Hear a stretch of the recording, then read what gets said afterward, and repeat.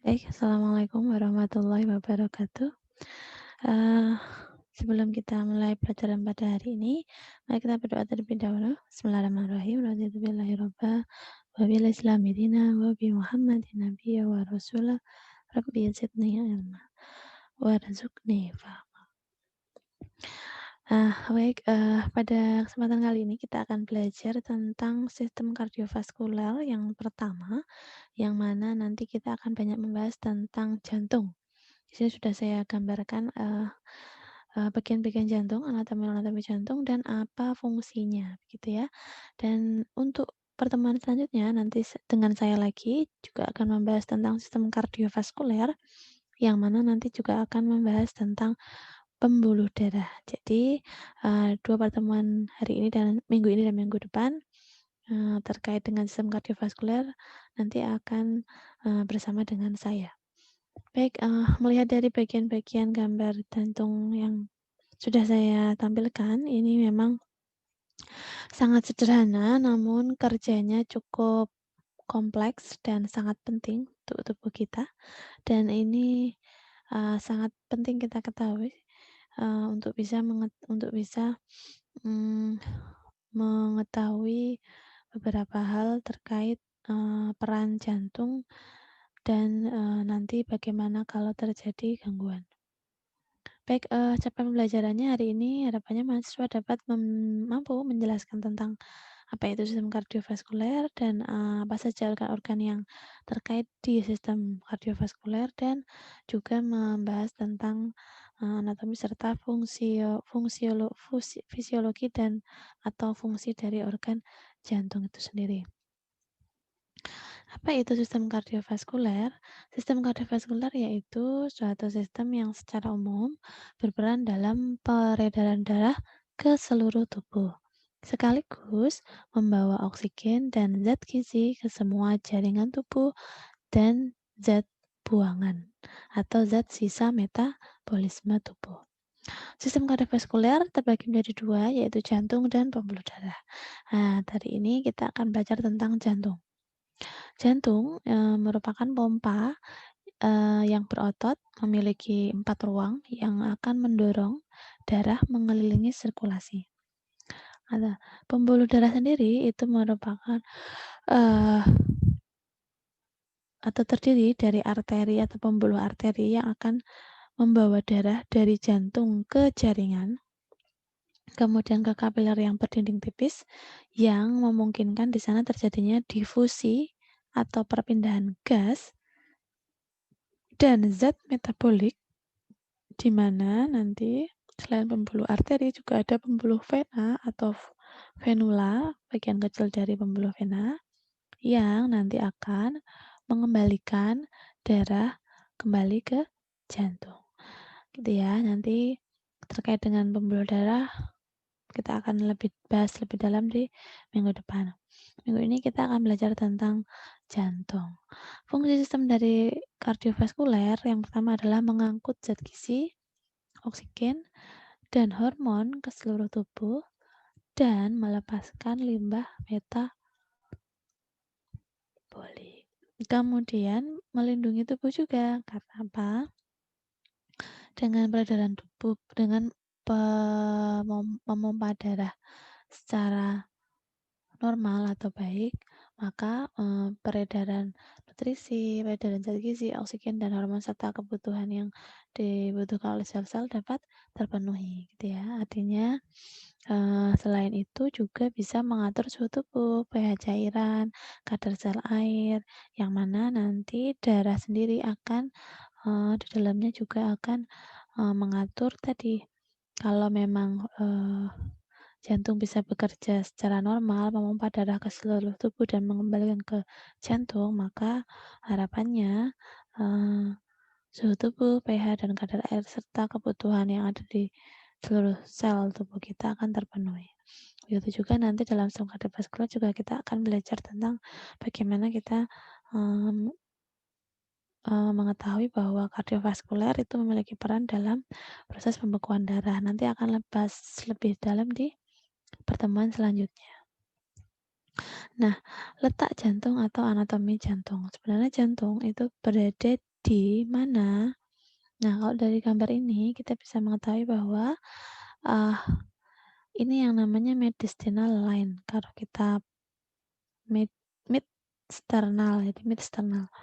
Posisinya ada di belakang tulang sternum, namun jantung ini cenderung nih ya, ini sternum sebelah sini, dan mulai dari second rib, mulai dari tulang kedua, tulang iga yang kedua, ini posisi jantungnya ada di sini, dan berada di atasnya diafragma.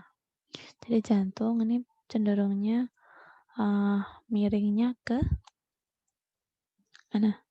Kiri atau kanan ini? Ke kiri. Jadi cenderung miring ke kiri.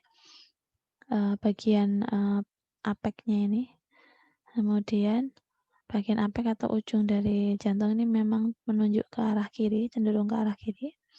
Kemudian posisinya memang berada di dalam rongga dada. Ini kan di dalam rongga dada namanya rongga dada. Di sini ada paru-paru dan jantung. Yang diperlihatkan adalah jantung. Ini paru-parunya di sini ya. Ini paru-paru. Dua ini paru-paru. Dan yang di tengah ini adalah jantung. Jantung tengah ini. Nah, ini ada yang pembuluh darah yang warna merah dan ada pembuluh darah yang warnanya biru. Yang warna merah ini adalah pembuluh arteri atau pembuluh darah yang membawa zat gizi serta oksigen menuju ke sirkulasi tubuh, ke seluruh tubuh, dari jantung ke seluruh tubuh. Tapi kalau pembuluh vena yang warnanya biru, nih, kalau di sini namanya superior vena cava di bagian sini. Nah, ini nanti akan membawa darah dari seluruh tubuh masuk ke jantung. Gitu ya. Nah, ini adalah posisi jantung di tubuh kita. Nah, bagaimana dengan pelindung dari jantung? Nah, di sini ada namanya perikardium. Perikardium itu merupakan membran, dua membran ya, dua lapis membran, yang satu visceral, yang satu parietal. Kalau yang visceral itu memang cenderung lebih dekat atau menempel dengan jantung. Tapi kalau parietal memang bagian luarnya atau lapisan luar dari jantung. Nah, di dalam lapisan tersebut atau perikardium itu terdapat suatu cairan yang mana merupakan suatu ruangan di antara dua lapisan ini. Nah, cairan ini nanti akan berfungsi untuk mengatur tadi, mencegah supaya kalau terjadi benturan, cairan ini bisa melindungi jantung. Supaya apa? Karena apa? Jantung itu kan dilindungi oleh tulang-tulang tadi ya, oleh torak tadi ya, bagian-bagian tulang iga 3, tulang dada tadi.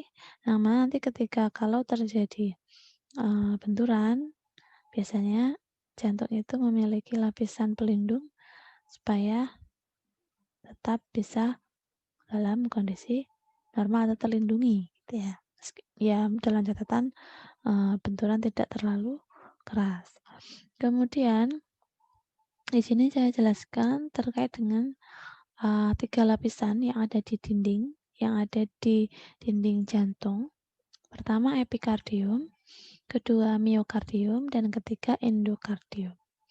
Nah, epikardium merupakan bagian yang paling luar. Jadi lapisan ini itu memang berada di parietal perikardium. Tadi sudah saya bilang ada namanya parietal dan visceral yang ada di perikardium. Nah, epikardium ini merupakan bagian luar yang cenderung memiliki atau terdiri dari jaringan otot konektif. Kemudian untuk miokardium itu merupakan otot jantung yang berada di lapisan paling tengah, ya, bagian tengah, yang mana di dalam jantung, di dalam miokardium ini banyak terdapat otot-otot jantung. Itu namanya sehingga disebut otot jantung. Kalau pertemuan yang sebelum UTS kita sudah pernah belajar tentang sistem otot, yang mana salah satu contoh atau salah satu macam-macam dari otot adalah otot jantung, di mana otot jantung ini memiliki fungsi memiliki fungsi yang tidak kita sadari. Nah, namun, secara fisik bentuknya mirip dengan otot rangka, yang mana, lebih cenderung lurik dan berinti. Jadi nanti kita silakan belajar lagi terkait ciri-ciri dan kerja dari otot jantung. Nah, selain miokardium juga ada endokardium. Endokardium di sini adalah bagian yang paling dalam dan biasanya terdiri dari lapisan endotelium. Nah, ini, saya jelaskan pertama tentang, satu ya. Satu ini adalah pembuluh vena. Pembuluh vena atau namanya vena cava superior. Nah, vena cava superior ini akan membawa darah yang berasal dari seluruh tubuh untuk masuk ke jantung. Biasanya darah yang dibawa dari seluruh tubuh cenderung banyak mengandung CO2 atau masih bisa dibilang darahnya sudah kotor atau tidak bernutrisi. Nah, biasanya kalau sudah dari sirkulasi tubuh akan dibawa ke jantung untuk apa? Untuk di eh, untuk dibersihkan, untuk disaring supaya eh, disaring supaya nanti bisa darahnya kembali bersih, mengandung oksigen dan nutrisi-nutrisi yang dibutuhkan oleh tubuh. Nah, biasanya nanti darah yang berasal dari seluruh tubuh dari vena cava superior akan masuk ke dalam atrium kanan. Nah, atrium kanan merupakan salah satu dari 4 ruang jantung yang berada di bagian paling kanan namanya atrium kanan. Masuk ke atrium kanan atau serambi kanan. Dari serambi kanan nanti darah akan masuk melalui katup trikuspidalis. Bagian kanan terdapat katup trikuspidalis. Jadi antara atrium kanan dengan ventrikel kanan itu terdapat katup yang namanya trikuspidalis.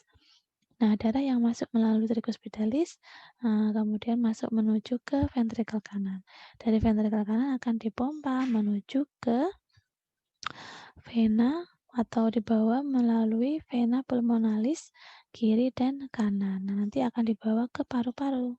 Darah yang masih mengandung CO2 akan dibawa masuk ke paru-paru melalui vena pulmonalis kiri dan kanan untuk disaring dan dibersihkan sehingga nanti kembali dari paru-paru akan masuk melalui ini dari sini lalu ini arteri pulmonalis kiri dan arteri pulmonalis kanan. Nah, pembuluh arteri pulmonalis kanan dan kiri ini nanti akan membawa darah yang mengandung oksigen menuju ke mana? Ke serambi kiri atau ke atrium kiri. Dari atrium kiri nanti akan masuk ke bilik atau ventrikel kiri yang mana akan melalui dua katup yang disebut katup bikuspidalis. Nah, ini adalah proses di mana aliran darah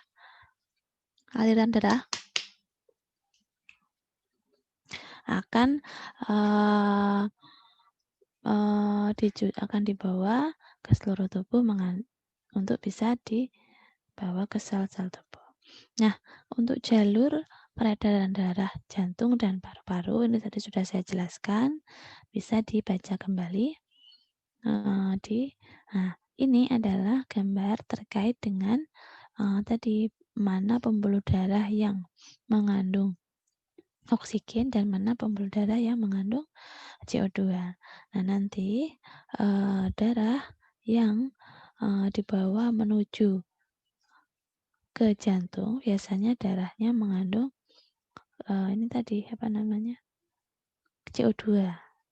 Nah, jadi darah yang mengandung CO2 akan dibawa ke paru-paru. Tapi darah yang mengandung oksigen nanti akan dibawa dari paru-paru menuju ke jantung melalui arteri pulmonalis. Nah, nanti darah yang jantung akan membawa atau mengalirkan darah yang mengandung oksigen ini menuju ke seluruh organ-organ yang membutuhkan, baik itu hati, lambung, ginjal, dan lain-lain organ yang lain untuk proses pertumbuhan sel, memenuhi nutrisi, kemudian setelah dari situ akan kembali lagi menuju ke pembuluh darah vena dari sirkulasi seluruh tubuh akan kembali ke jantung di mana darah sudah tidak mengandung oksigen atau sudah mengandung karbon dioksida atau CO2. Gitu ya, ini adalah aliran proses perpindahan CO2 atau oksigen dalam tubuh melalui pembuluh darah, arteri, dan vena. Nah, ini namanya yang disebut sirkulasi pulmonari dan ada namanya sirkulasi sistemik. Sirkulasi pulmonari di sini adalah proses di mana darah itu dibawa dari vena pulmonari menuju ke paru-paru, kemudian di paru-paru darah akan dibersihkan, yang tadinya mengandung CO2 akan dibersihkan, disaring di paru-paru, mengalami pertukaran gas, difusi gas, kemudian darah sudah kembali mengandung oksigen, kemudian dibawa melalui arteri pulmonalis menuju ke jantung. Jadi perpindahan darah dari jantung menuju ke paru-paru namanya sirkulasi pulmonari. Tapi kalau darah yang beredar dari jantung menuju ke seluruh tubuh dan kembali lagi ke jantung, itu namanya sirkulasi sistemik, gitu ya. Ada dua sirkulasi, pulmonari dan sistemik. Kalau pulmonari itu peredaran darah dari jantung ke paru-paru kembali lagi ke jantung, tapi kalau sirkulasi sistemik dari jantung menuju ke seluruh tubuh kembali lagi ke jantung. Melalui tadi pembuluh darah, arteri, dan vena. Nah, ini adalah bagian-bagian anatomi dari jantung yang sudah saya jelaskan tadi. Ada yang namanya atrium kiri atau serambi kiri, ada namanya atrium kanan atau serambi kanan, kemudian ada ventrikel kiri atau bilik kiri, dan ada ventrikel kanan atau bilik kanan. Nah, di sini ada namanya vena cava inferior yang paling besar, jadi pembuluh vena cava, pembuluh vena yang paling besar yang dekat dengan jantung, itu disebut vena cava. Kalau inferior itu berasal dari sirkulasi tubuh bagian bawah atau ekstremitas bawah, dan kalau superior itu berasal dari organ-organ yang ada di atas dari jantung seperti dari wajah, kepala, dan sekitarnya. Di superior vena cava dan ada inferior vena cava. Kemudian untuk yang namanya pembuluh darah arteri yang paling besar itu disebut aorta. Di pembuluh darah paling besar membawa darah yang mengandung oksigen. Itu ya, catatan yang paling penting. Jadi ada 4 bagian anatomi, ada namanya right atrium atau atrium kanan atau serambi kanan, left atrium atau serambi kiri, ventricle kanan atau bilik kanan, ventricle kiri atau bilik kiri. Fungsinya ada di sini. Kalau atrium kanan dia akan menampung darah yang rendah oksigen dari seluruh tubuh melalui vena cava superior dan inferior, dan dari jantung melalui sinus koroner. Biasanya tekanan di atrium kanan itu sekitar 2-6 mm Hg dengan saturasi oksigen 75%. Kemudian darah dari atrium kanan akan dibawa ke ventrikel kanan melalui satu katup yang namanya tricus pedalis. Sedangkan di yang ada di bicus pedalis. Kemudian atrium kiri menerima darah yang kaya oksigen dari kedua paru-paru melalui 4 buah vena pulmonalis. Sedangkan ventrikel kanan akan menerima darah dari atrium kanan dan dipompa ke paru-paru melalui arteri pulmonalis. Dan untuk ventrikel kiri, dia akan menerima darah dari atrium kiri dan dipompa ke seluruh tubuh melalui pembuluh aorta. Nah, namanya tadi saya jelaskan juga bahwa jantung memiliki beberapa katup. Maka ada namanya katup tricus pedalis, ada namanya katup semilunar paro. Nah, kalau katup tricus pedalis ini berada di antara atrium kanan dan ventrikel kanan. Nah, biasanya terdiri dari 3 katup, namanya disebut tricus, maka ada 3 katup untuk mencegah aliran balik darah kembali ke atrium kanan saat terjadi kontraksi. Sedangkan katup semilunar paru itu berada di antara ventrikel kanan dan di antara paru.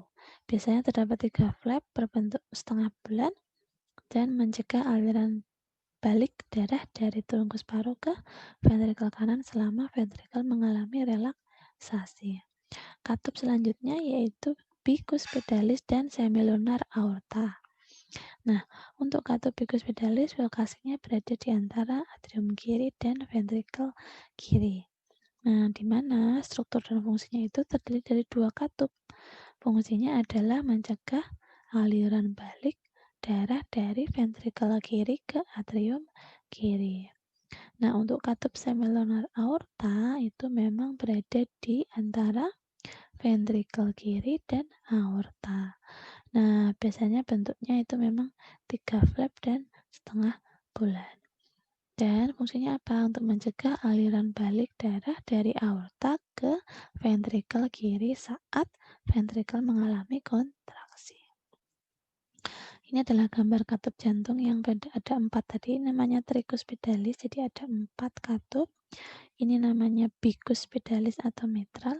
Ini namanya aortic valve atau katup aorta. Dan ini adalah katup pulmona. Katup pulmona ini akan membawa darah menuju ke paru-paru. Pembuluh darahnya akan menuju ke paru-paru, dan aortic valve ini pembuluh darah yang berasal dari paru-paru menuju ke jantung. Nah, fungsinya apa? Jantung itu yang pertama dia memiliki potensi untuk berkontraksi tanpa adanya stimulus dari luar. Biasanya jika impuls dilepas mencapai ambang rangsang otot jantung, maka seluruh jantung akan berkontraksi secara maksimal dan tidak dapat berkontraksi secara tetanik. Kekuatan kontraksinya pun dipengaruhi oleh panjang awal otot.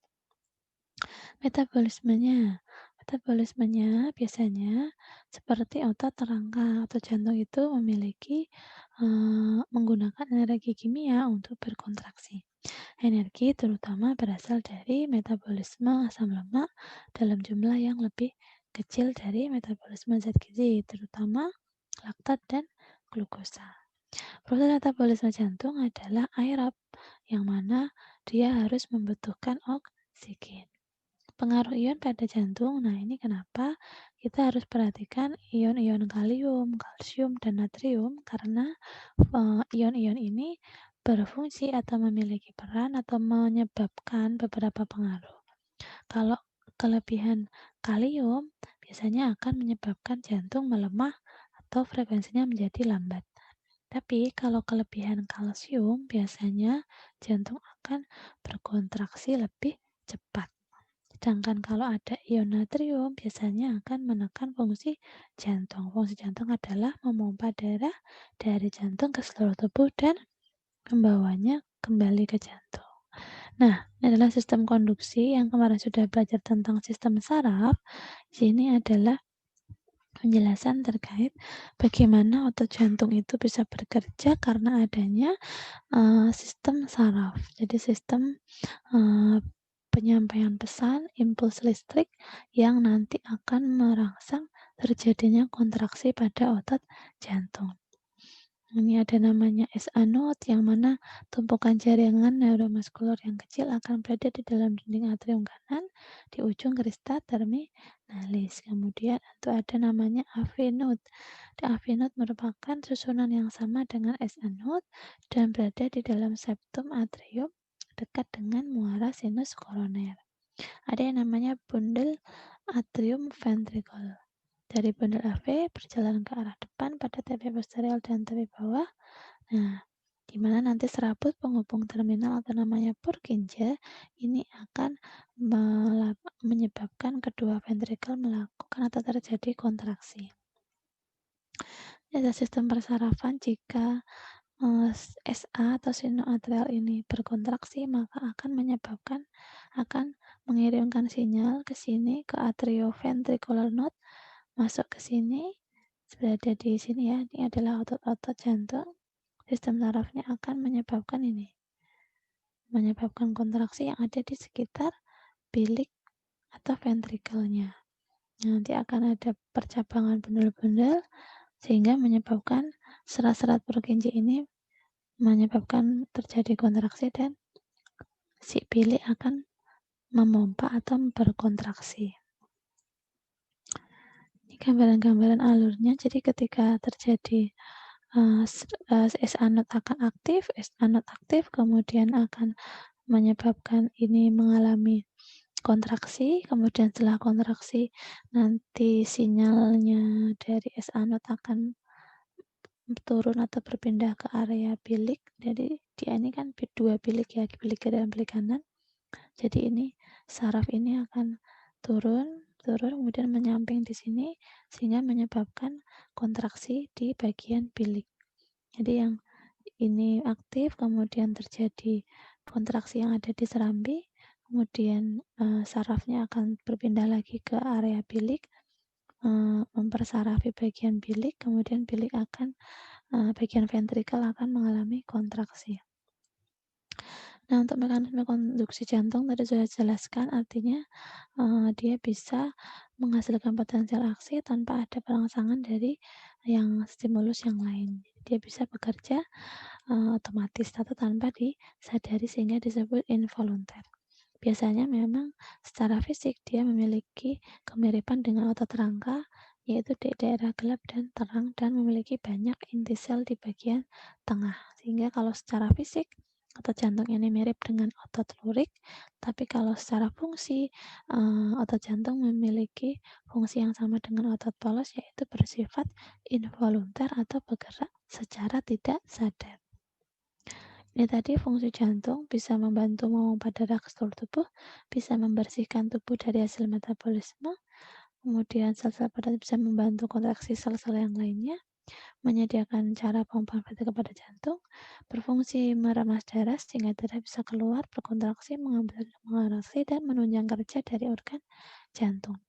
Ciri-ciri dari otot jantung, bentuknya memang memanjang, memiliki inti sel yang berada di tengah, cara kerja jantung di luar kesadaran, tidak dipengaruhi oleh otak atau saraf pusat.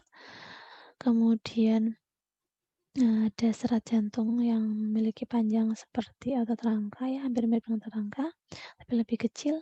Kemudian serat pada otot jantung berupa serat-serat sarkolema yang terdiri dari miofibril yang terlihat berdampingan. Selain itu, ciri-cirinya otot jantung terdiri atas 1 dan 2 inti sel atau bahkan lebih yang biasanya sangat jarang bekerja terus-menerus tanpa istirahat. Dan otot jantung ini dipengaruhi saraf otonom, yaitu saraf simpatis dan parasimpatis. Yang kemarin kita pelajari kerja jantung saraf simpatis itu menyebabkan jantung mengalami apa, dan saraf parasimpatis itu menyebabkan kerja jantung mengalami apa.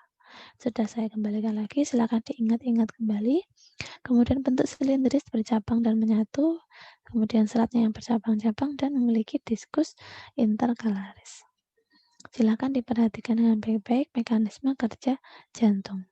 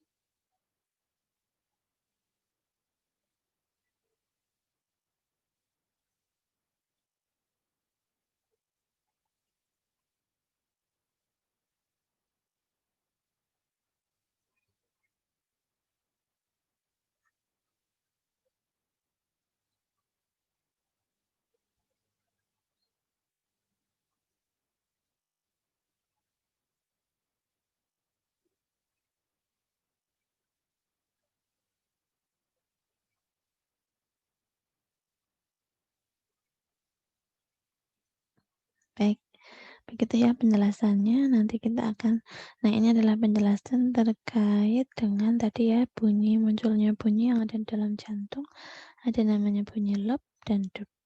Untuk yang bunyi ketiga dan keempat itu kadang terdengar, kadang tidak karena memang secara normal yang terdengar adalah bunyi pertama dan bunyi yang kedua. Jadi kalau muncul bunyi ketiga dan keempat biasanya akan bisa menjadi tanda bahwa ada masalah di kerja jantung.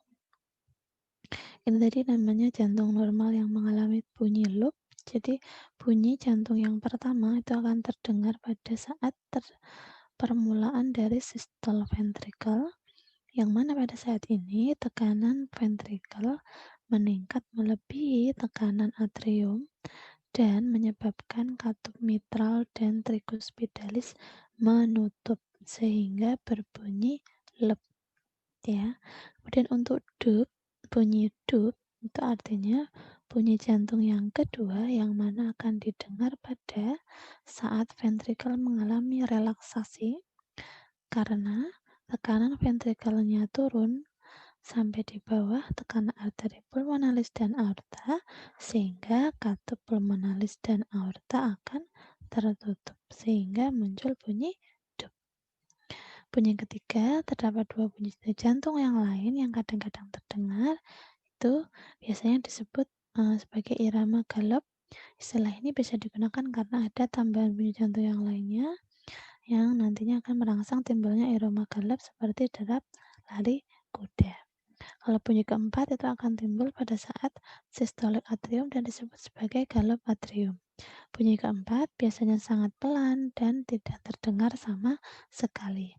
Bunyi ini timbul sesaat sebelum bunyi jantung yang pertama. Galop atrium terdengar bila resistensi ventrikel terhadap pengisian atrium meningkat akibat berkurangnya peregangan dinding ventrikel atau peningkatan volume ventrikel. Siklus jantung yang sudah saya jelaskan tadi itu menggambarkan semua kegiatan jantung selama 1 detak jantung penuh, yaitu melalui satu kontraksi dan relaksasi kedua serambi atau atrium dan ventrikel. Peristiwa kontraksi baik serambi maupun ventrikel disebut sistol dan peristiwa relaksasi disebut diastol. Ini adalah contohnya, kalau mengalami kontraksi maka katup AV tertutup, kemudian katup aorta pulmonari akan terbuka. Kalau diastol relaksasi maka katup AV tertutup, kontraksi terbuka, dan untuk katup aorta pulmonari akan tertutup semua. Ya, bagaimana kita bisa menilai efektif jantung sebagai pompa? Nah, dengan kita mengukur curah jantung atau cardiac output atau CO. Jumlah dari yang dipompakan ventrikel kiri dan kanan sama besarnya. Sehingga jumlah darah yang dipompa ventrikel selama 1 menit disebut sebagai curah jantung. Jumlah darah yang dipompa ventrikel selama 1 menit gitu ya. Nah, cardiac output dapat dihitung dengan mengalihkan denyut jantung per menit dengan isi sekuncup atau mililiter per beat atau per kontraksi. Nah, nanti ini akan kalian praktekkan di praktikum yang setelah ini, yang mana nanti kalian akan menghitung curah jantung atau death ventricle kerja jantung kalian masing-masing. Untuk rata-rata curah jantung orang dewasa dapat dihitung sebagai berikut. Jadi kira-kira kalau curah jantung itu denyut jantungnya 72 detik per menit, dikalikan isi sekuncupnya adalah 70 meter per detik, maka sekitar 5 liter darah yang dipompa oleh ventrikel per menitnya. Ya. Jadi rata-rata volume darah total sekitar 5 liter, yang artinya bahwa saat istirahat, satu sisi jantung memompa semua darah dalam tubuh, melewatinya hanya dalam 1 menit. Curah jantung akan meningkat dengan adanya latihan, olahraga, latihan fisik ya. Karena apa? Kedua isi sekuncup dan denyut jantung bisa meningkat.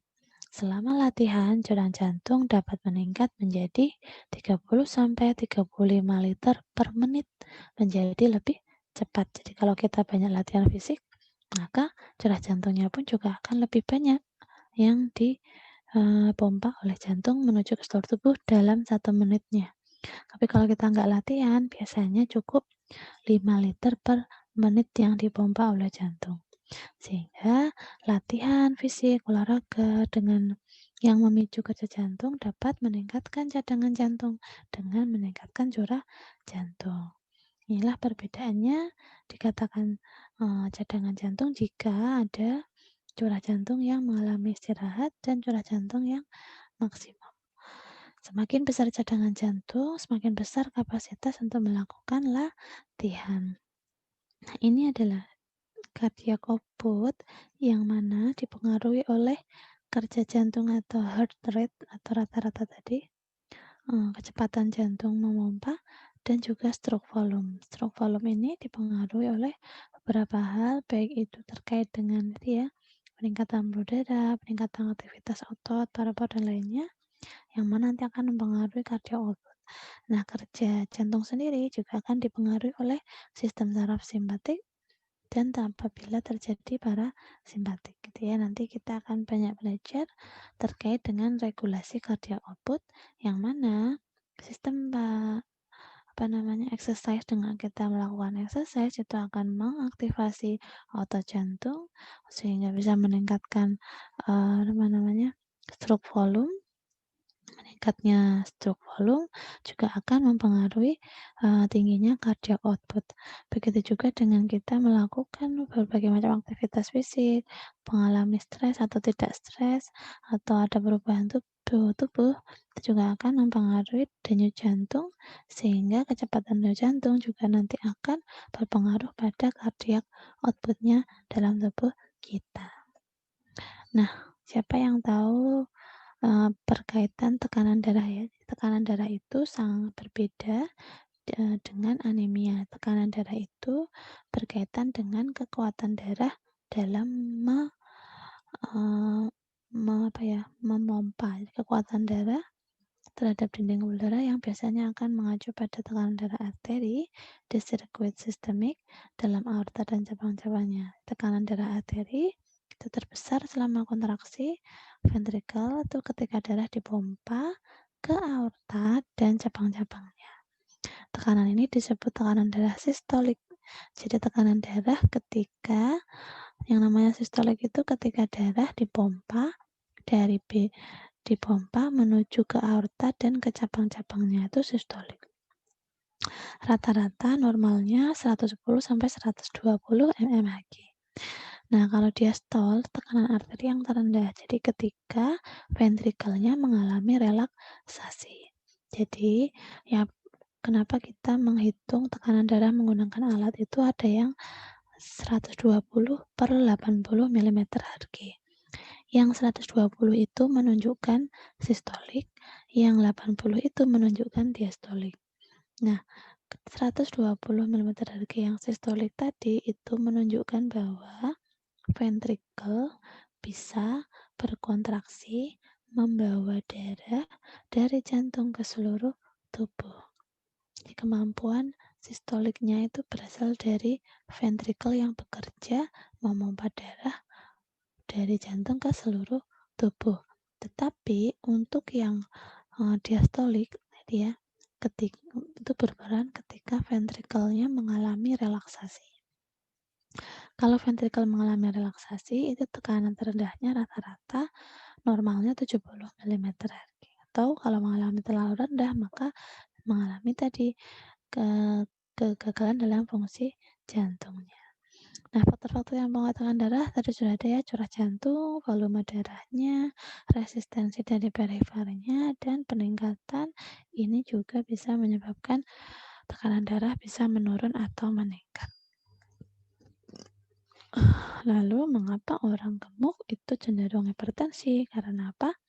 Tubuh mereka banyak mengandung pembuluh darah untuk memenuhi jaringan adiposa tambahan atau jaringan lemak tambahan. Sehingga jika terjadi resistensi dari cairan yang harus mengalir, mengalami viskositas yang tinggi. Viskositas darah ditentukan oleh rasio plasma terhadap elemen dan protein plasma yang terbentuk. Peningkatan viskositas atau pergeseran rasio ke arah elemen dan protein plasma yang terbentuk bisa meningkatkan resistensi, perifer, dan tekanan darah. Sehingga orang dengan obesitas biasanya tekanan darahnya cenderung tinggi karena pembuluh darah dalam tubuh seorang obesitas biasanya sudah banyak tumpukan lemak sehingga menyebabkan tekanan darahnya tinggi karena darah harus melalui beberapa plak yang ada di dalam dinding pembuluh darah. Jadi semakin banyak plak-plak, endapan lemak yang ada dalam pembuluh darah dan juga kekentalan darahnya juga semakin tinggi karena adanya gula darah dan kadar lemak yang tinggi sehingga menyebabkan tekanan darahnya pun menjadi lebih tinggi. Ini adalah salah satu penyakit koronari arteri yang mana otot jantung itu harusnya itu mensuplai darah ke seluruh tubuh tapi menjadi tidak mampu atau tidak bisa berfungsi secara optimal. Sehingga kalau terjadi penyakit arteri koronari, plak-plak yang ada dalam jantung tadi akan pecah. Jadi terjadinya otot-otot kecil, otot-otot jantung yang berada di sekitar jantung itu serabut-serabut darahnya, serabut kapillernya pecah sehingga terjadilah serangan jantung.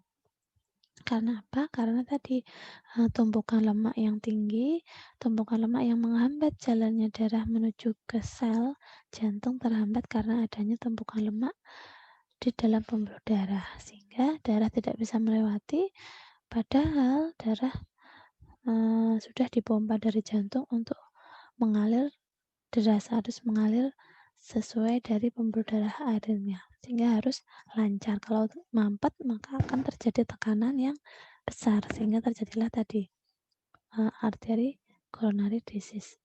Ini adalah contoh dari jantung yang diberikan uh, saluran tambahan atau pembuluh darah tambahan karena pembuluh darahnya ada yang pecah di sini. Jadi pembuluh darah yang menyelimuti jantung ini ada yang pecah karena tadi tekanan darahnya yang cukup tinggi. Tekanan darah tinggi karena apa? Karena endapan lemak dan cukup yang menghambat tadi pembuluh darah atau plak-plak yang menumpuk di sini sehingga darah tidak bisa melalui pembuluh ini sehingga dibuatkan pembuluh tambahan atau graft facial jalur pintas sehingga tetap pembuluh darah bisa berjalan di sini bisa melalui alur ini. Atau juga menggunakan jantung buatan. Jadi ini jantung buatan yang dimana jantung sudah tidak bisa bekerja secara optimal. Gitu ya. Berasa cukup nanti kalau untuk ini hanya tambahan saja. Pesan hikmah hari ini Ibu ambilkan dari surat Al-Qaf ayat 16 dan sesungguhnya kami telah menciptakan manusia dan mengetahui apa yang lebih segalanya dan kami lebih dekat dari banyak urat lainnya sehingga vena jugular yang membawa darah dari bagian kepala dan leher untuk kembali ke jantung sehingga kita harus bisa memahami betapa pentingnya vitalnya jantung dan pembuluh darah ini yang mana pembuluh darah besar lainnya disebut aorta disebut aorta yang mana dalam Al-Quran disebut al-atin sehingga aorta merupakan pembuluh darah yang besar yang mengalirkan darah langsung dari jantung untuk disebarkan ke seluruh tubuh. Jadi Al-Quran sudah menjelaskan bahwa pembuluh darah dan jantung merupakan organ yang paling penting, yang paling vital untuk mendukung terlaksananya kehidupan. Terima kasih atas perhatiannya. Rencana selanjutnya kita akan ketemu lagi dalam sistem kardiovaskular 2 dan jangan lupa untuk tugasnya segera dikerjakan. Persiapkan akan tetap ada pretest dan posttest untuk teori hari ini dan untuk minggu depan. Berasa cukup. Terima kasih. Alhamdulillah. Wassalamualaikum warahmatullahi wabarakatuh.